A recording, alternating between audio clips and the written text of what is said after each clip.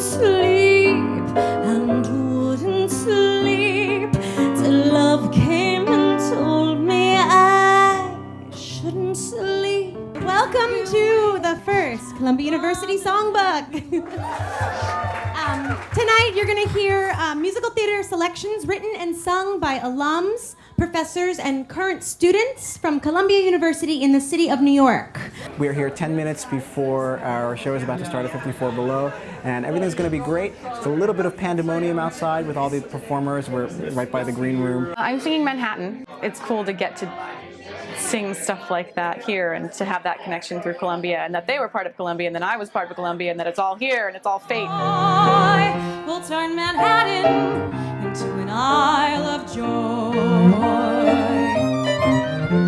In the MFA in Theater Management and Producing program, we have a requirement that the managers have to either produce or manage their own show during their time at Columbia. And the only requirement to that is that you have to use at least one person from Columbia. It could be an actor, a director, a playwright, so I thought, why not use everyone? I'm really excited to perform the song I'm Not the Hero this evening. It's a song I wrote for a musical that's open now off Broadway called Brooklynite. I was very honored to be involved in this performance. As soon as I heard, I jumped at the chance. Love is a grand and a beautiful thing. It's exciting to see that Columbia breeds success in the industry. As current Columbia students, it's sort of like, where do we go after graduation? But it's cool to see that people after graduation have found such success and really are creating high quality work in New York. And just getting to return to that world and meet everyone here and just know that we have this cool common thread with all of these people who have made successful careers out of musical theater and acting and theater arts and all of those kinds of things was really exciting to get to see that tonight. Take my hand and trust I'll be there if you just count me in. The best part of this evening is that when I reached out to all of these friends and artists and collaborators, everybody said yes.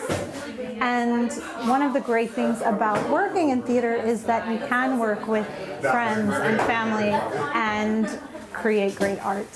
Being able to be on the stage here and seeing the other performers and writers that we admire and have learned the varsity show tradition from. Even while we're writing this show that's in the same tradition, it feels very circular. With all of my needs, it's the campus that never sleeps. When I first wrote the varsity show, I wrote The 100th with Brian Yorkie. So it was a historical show in that we had 3 main characters go back in time to actually try to find material for the 100th show. And in doing so, they discovered all the history of the show and all the famous people that had been involved. Columbia was great for me because I studied music. I studied classical music in the music department, and then extracurricularly, I worked on the varsity show. I wrote it my sophomore year, and I wrote the music and lyrics to varsity show 109. I grappled with, do I want to go to a conservatory or do I want to go to Columbia University? And for me, the idea of studying classics, art history, neuroscience, and then being able to take classes in theater and music was just, in New York City, was just unparalleled for me. And now, Daddy, I just need some more.